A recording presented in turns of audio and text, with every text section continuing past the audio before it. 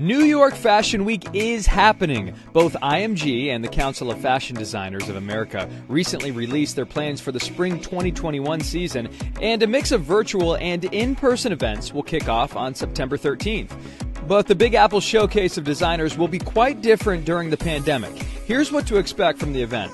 In a late August press release, New York Governor Andrew Cuomo showed his support for the continuation of the biannual event, so long as the programming is in strict compliance with New York State health and safety guidelines. This means outdoor events will have no more than 50 people, and indoor events being cut to a 50% capacity and no spectators. Dominic Kafka, Vice President of Production and Managing Director at IMG Focus, told Vogue that the aforementioned guidance mandates smaller guest lists, a 3 guest per elevator limit, required masks, and everyone passing a temperature check.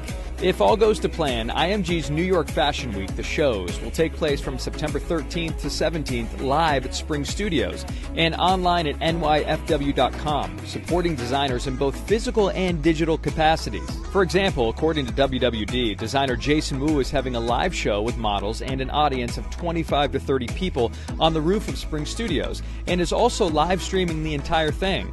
Other designers and brands participating include Badgley Mischka, Rebecca Minkoff, Proenza Schooler, Christian Siriano, and more. Beyond the flurry of shows, IMG will also offer virtual talks and Q&As as part of a larger effort to complement designer activations.